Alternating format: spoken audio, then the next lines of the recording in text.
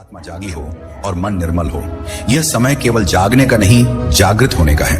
ब्रह्म मुहूर्त कोई घड़ी का घंटा नहीं, वह तो चेतना का द्वार है जहां से जीवन को नया आकार दिया जा सकता है। इस क्षण में की गई एक छोटी सी प्रार्थना एक सच्चे मन से किया गया विनय ब्रह्मांड की सबसे सूक्ष्म तरंगों को भी स्पंदित कर देता है। प्रश्न यह नहीं है कि आप क्या मांगते हैं, बल्कि यह है कि आप किस भाव से मांगते हैं। क्या आपके भीतर की वह चुप प्रार्थना उस ब्रह्मांड की आवाज से एक हो सकती है? जब आप ब्रह्म मुहूर्त में उठते हैं तो क्या उठता है? सिर्फ शरीर या आत्मा भी उठती है? यदि यह जान लिया जाए कि एक विनती, केवल एक सच्ची विनती 7 दिनों में जीवन की दिशा बदल सकती है, तो क्या आप वैसी विनती कर पाएंगे, या फिर वह विनती भी दुनियावी शोर में खो जाएगी? यह भाग्य की बात नहीं, यह विवेक की पुकार है, और वह पुकार हर सुबह सुनाई देती है, लेकिन बहुत कम लोग उसे पहचानते हैं। यदि आप यह सुन पा रहे हैं तो यह केवल एक वीडियो नहीं, यह एक अवसर है, एक निमंत्रण अपने भीतर की यात्रा पर जाने का। इस प्रस्तुति में हम शब्दों से नहीं, चेतना से संवाद करेंगे। यदि आप अपने जीवन में कोई सच्चा परिवर्तन चाहते हैं तो यह सिर्फ सुनने का नहीं, महसूस करने का क्षण है। आपका एक एक कमेंट, एक एक लाइक इस अनुभव को और अधिक जीवंत बनाएगा और शायद किसी और की भी दिशा बदल दे। इस पूरी यात्रा में हमारा साथ दें, अपने भीतर उतरने का साहस करें, क्योंकि किसी भी सच्चे परिवर्तन की शुरुआत मौन में बोले गए पहले शब्द से होती है। जब आप ब्रह्म मुहूर्त में मौन में एक शब्द बोलते हैं, वह केवल शब्द नहीं होता, वह एक ऊर्जा की चिंगारी होती है।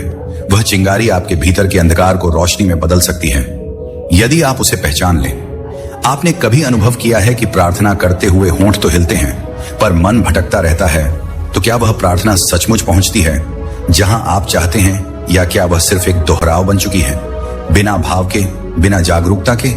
ब्रह्म मुहूर्त में की गई एक विनती केवल तभी प्रभावी होती है जब वह भीतर से निकली हो, न कि बाहर से बनाई गई हो। इस समय ब्रह्मांड का द्वार खुला होता है, लेकिन प्रश्न यह है, क्या आपका अंतर्मन भी खुला है? क्या आप वास्तव में तैयार हैं उस सत्य को सुनने के लिए जो आपकी ही आत्मा धीरे धीरे फुसफुसाकर कहती आई है? कभी आपने खुद से यह पूछा है कि आप क्यों प्रार्थना करते हैं? क्या इसलिए कि कुछ चाहिए, या इसलिए कि कुछ भीतर टूट गया है और वह जुड़ना चाहता है? क्या आप उस क्षण में स्वयं से भी ईमानदार हैं? प्रार्थना की सबसे बड़ी शक्ति तब प्रकट होती है जब वह किसी परिणाम के लिए नहीं, बल्कि संपर्क के लिए की जाए। जब आप मांगते नहीं, जुड़ते हैं, और यह जुड़ाव तभी संभव है जब आप भीतर की उस सूक्ष्म आवाज को सुने जो कहती है, रुकिए, पहले स्वयं से मिलिए। क्योंकि जब आप स्वयं से मिलना शुरू करते हैं, तभी तो ईश्वर भी आपसे संवाद करना शुरू करता है। जब आप स्वयं से मिलने बैठते हैं तो सबसे पहले जो टूटता है वह है भ्रम। वह भ्रम जो वर्षों से पाला गया कि ईश्वर कहीं बाहर है, किसी ऊंचाई पर, किसी मूर्ति में, किसी मंदिर में। पर क्या कभी आपने उस क्षण को महसूस किया है जब बिना बोले, बिना किसी विशेष मुद्रा या मंत्र के आपका मन अचानक एकदम शांत हो जाता है? क्या वह क्षण ईश्वर की उपस्थिति नहीं हो सकती? बहुत से लोग ब्रह्म मुहूर्त में उठते हैं, लेकिन क्या सभी सच में जागते हैं? और क्या हर जागना जागृति होता है? प्रश्न केवल यह नहीं है कि आप किससे बात कर रहे हैं, बल्कि यह है कि क्या आप सुन पा रहे हैं। ईश्वर का संवाद अक्सर शोर में नहीं, बल्कि उस गहरे मौन में होता है जहां आपके विचार भी सिर झुकाकर खड़े होते हैं। आप किस बात से डरते हैं जब आप भीतर उतरते हैं? क्या उस खालीपन से, या उस पूर्णता से जो उस खालीपन में आपका इंतजार कर रही है? क्योंकि ईश्वर से संवाद केवल शब्दों से नहीं, स्वीकृति से होता है। जब आप स्वीकार करते हैं कि आप टूटे हुए हैं, अपूर्ण हैं, भटके हुए हैं, तभी तो भीतर से एक आवाज आती है, मैं यही हूं। और वह आवाज कोई अलग नहीं, वह तो वही है जिसे आपने अब तक अनदेखा किया। और जब एक बार वह अनदेखी आवाज पहचानी जाती है, तो जीवन की दिशा बदलने नहीं, अपने वास्तविक रूप में लौटने लगती है। जिस क्षण आप भीतर ईश्वर की उपस्थिति को केवल सोचते नहीं, बल्कि अनुभव करते हैं, उसी क्षण भीतर का पहला ताला खुलता है, भय का। वर्षों से आप जिस ईश्वर को भय से पुकारते रहे, वह अचानक मित्र बनकर सामने खड़ा हो जाता है। क्या आपने कभी किसी ऐसे क्षण को जिया है जब ईश्वर से डरने की बजाय आपका मन उन्हें सुनने के लिए शांत हो गया हो? क्या वह क्षण आपको आजाद नहीं करता? क्योंकि सच्चा ईश्वर किसी धर्म, विधि या रीति में सीमित नहीं होता। वह तो उस क्षण में उतरता है जब आप उसे केवल मांगने के लिए नहीं, बल्कि जानने के लिए बुलाते हैं। और जैसे ही यह जानने की इच्छा भीतर जन्म लेती है, दूसरा ताला टूटता है, अहंकार का। वह अहंकार जो प्रार्थना को भी व्यापार बना देता है। मैं इतना भजन करता हूं, फिर मेरे साथ ऐसा क्यों हुआ? क्या आपने कभी स्वयं से पूछा है कि आप प्रार्थना में क्या लाते हैं? स्वार्थ या समर्पण? ईश्वर की उपस्थिति केवल अनुभव से नहीं आती, बल्कि उससे आती है जब आप अपने भीतर के द्वार को खुद खोलने का साहस करते हैं। यह द्वार बाहर से नहीं भीतर से खुलता है और हर सुबह ब्रह्म मुहूर्त आपको वह चाबी सौंपता है। पर प्रश्न यह है, क्या आप उसे उठाते हैं या वह चाबी हर सुबह की तरह अनदेखी पड़ी रह जाती है और आप उसी पुराने बोझ के साथ दिन की शुरुआत करते हैं। लेकिन जिस दिन आप वह चाबी उठाते हैं उस दिन केवल एक द्वार नहीं, एक पूरी नई दृष्टि खुल जाती है। जब वह नई दृष्टि भीतर से खुलती है तो सबसे पहले जो चीज बदलती है वह है आपका देखने का तरीका। न कि दृश्य, वही संसार, वही जीवन, वही लोग। लेकिन अब जो कुछ आप देखते हैं वह केवल घटनाएं नहीं, संकेत बन जाते हैं। क्या कभी आपने ऐसा अनुभव किया है कि कोई साधारण सी बात अचानक भीतर गूंज जाती है? जैसे कोई शांत हवा आपके अंतर्मन में कुछ कह गई हो, कुछ जो शब्दों में नहीं था लेकिन फिर भी आप उसे समझ गए। यह वही दृष्टि है जिसे ब्रह्म मुहूर्त की मौन ऊर्जा जगा देती है। अब आप ईश्वर को केवल प्रार्थना में नहीं खोजते, बल्कि हर अनुभव में, हर परिस्थिति में एक संकेत की तरह पढ़ते हैं। और यहीं से शुरू होती है एक नई साधना, जहां आप जीवन को बदलते नहीं बल्कि उसे सुनना शुरू करते हैं। क्या आप हर दिन कुछ पाने की दौड़ में रहते हैं या कभी जीवन से यह भी पूछते हैं, तू मुझे क्या सिखा रहा है? यह दृष्टि तब आती है जब आप दुनिया को बदलने की चेष्टा छोड़कर अपने देखने के ढंग को शुद्ध करने लगते हैं। और इस दृष्टि का पहला फल क्या होता है? विवेक, जो आपको केवल सही गलत नहीं बताता बल्कि यह सिखाता है कि कब मौन रहना है, कब बोलना है, कब आगे बढ़ना है और कब रुक जाना है। लेकिन क्या यह विवेक अचानक प्रकट होता है? नहीं, यह भीतर की एकाग्रता और मौन की निरंतर साधना से उपजता है। और जब यह विवेक जागता है तो आप जीवन से नहीं लड़ते, आप उसके साथ चलना सीखते हैं। जब आप जीवन से लड़ना छोड़ देते हैं तो इसका अर्थ कायरता नहीं, बल्कि यह वह क्षण है जब आप जीवन को सुनने का साहस अर्जित कर लेते हैं। क्या कभी आपने देखा है कि कोई घटना बार बार आपके जीवन में लौटती है? कभी अलग रूप में, कभी अलग चेहरे में, लेकिन भावना वही रहती है।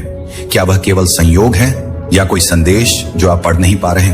जीवन जब आपकी चेतना के साथ चलने लगता है तो वह बोलता नहीं, घटनाओं के माध्यम से संकेत देता है। इस सह यात्रा में पहला कदम होता है प्रतिरोध छोड़ना। जो घट रहा है उसे केवल सहन नहीं समझने का प्रयास करना। क्या आप जीवन से हमेशा प्रश्न करते हैं या कभी उसका उत्तर भी सुनने की चेष्टा करते हैं? जब आप ब्रह्म मुहूर्त में उठते हैं तो वह केवल एक टाइम टेबल नहीं होता, वह एक निमंत्रण होता है जीवन के साथ जागने का।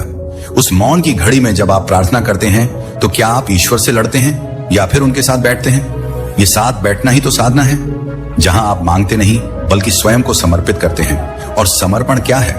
यह समझना कि आप हर चीज नियंत्रित नहीं कर सकते, लेकिन आप प्रत्येक क्षण में जागरूक रह सकते हैं। क्या यह जागरूकता आपके जीवन में है या आप भीड़ की तरह केवल भाग रहे हैं, यह जाने कि कहां और क्यों? और जब आप जागरूक होकर जीवन के साथ चलना सीख जाते हैं तो अगला प्रश्न उठता है, क्या अब आप ईश्वर को केवल खोज रहे हैं या अनुभव भी कर रहे हैं? ईश्वर को खोजते खोजते बहुत से लोग थक जाते हैं, पर क्या वास्तव में ईश्वर थकाता है या हमारी अपेक्षाओं का बोझ हमें थका देता है? कई बार हम सोचते हैं, मैंने तो सब किया, पूजा, ध्यान, नियम, साधना, फिर भी ईश्वर क्यों नहीं मिले? क्या यह खोज कभी निष्कलुष रही है या हमने उन्हें भी एक उपलब्धि की तरह पाना चाहा है, जैसे कोई लक्ष्य, कोई परिणाम? जब आप किसी को अनुभव करते हैं तो क्या वह पाने की भावना से संभव होता है? नहीं, अनुभव तब होता है जब स्वयं खो जाता है। ईश्वर को अनुभव करने के लिए पहले मैं खोज रहा हूं, यह भाव गिरता है। तभी तो ब्रह्म मुहूर्त में की गई वह एक सच्ची विनती ईश्वर को नहीं बुलाती बल्कि स्वयं को मिटा देती है। और जब मैं मिटता है तो जो शेष बचता है वही तो ईश्वर की उपस्थिति है। क्या आपने कभी ऐसा क्षण जिया है जहां कोई विशेष शब्द ना कहा गया हो, फिर भी भीतर कुछ गहराई से स्पंदित हो गया हो, जैसे कोई अदृश्य हाथ आपके हृदय के तारों को छू गया हो, बिना नाम, बिना रूप, बिना आवाज? यह वही क्षण होता है जहां खोज समाप्त होती है और साक्षात्कार शुरू। अब प्रश्न यह नहीं रहता कि ईश्वर कहां है, बल्कि यह कि मैं कहां हूं। यह परिवर्तन बाहरी नहीं, अंतरतम की भूमि में घटता है। और यह तभी घटता है जब आप उस मौन प्रार्थना को अपने भीतर पूर्ण रूप से स्वीकार करते हैं। और जब स्वीकार की यह भूमि भीतर बन जाती है तो अगला द्वार खुलता है, जहां ईश्वर की मौन उपस्थिति आपके जीवन की दिशा बन जाती है। जब ईश्वर की उपस्थिति आपके जीवन की दिशा बनती है तो आप निर्णय लेना बंद नहीं करते, लेकिन अब निर्णय आपके भीतर के मौन से निकलते हैं, न कि भ्रम से। आप वही कार्य करते हैं जो पहले करते थे, वही जीवन चलता है, लेकिन अब हर कदम के पीछे एक भीतर की स्पष्टता होती है। क्या कभी ऐसा हुआ है कि कोई निर्णय बिना सोच विचार के लिया और बाद में लगा यह तो भीतर से अपने आप हो गया? वह अपने आप कुछ और नहीं, ईश्वर की दिशा है। अब जीवन में गति कम नहीं होती, लेकिन अशांति मिट जाती है, क्योंकि आप जीवन को पकड़ने की कोशिश नहीं कर रहे, बल्कि उसके साथ बह रहे हैं। क्या आप हमेशा जीवन को नियंत्रित करने की चेष्टा करते हैं, या कभी आपने जीवन को यह कहने दिया, तू आगे चल, मैं तेरे साथ हूं? यह वही क्षण होता है जब व्यक्ति अपनी योजना नहीं थोपता, बल्कि ईश्वर की योजना में स्वयं को समर्पित कर देता है, और तब शुरू होता है वास्तविक रूपांतरण। बाहर की दुनिया नहीं बदलती, भीतर की दृष्टि बदल जाती है। जब दृष्टि बदलती है तो संघर्ष समाप्त नहीं होते, लेकिन उनका अर्थ बदल जाता है। अब हर कठिनाई एक पगडंडी बन जाती है जो कहीं गहरे भीतर ले जाती है। क्या आपने कभी किसी दुख में एक अद्भुत शांति को देखा है? ऐसी शांति जो शब्दों से परे है। यह वही दिशा है जहां ईश्वर बोलते नहीं, जीवन बनकर आपके साथ चलते हैं।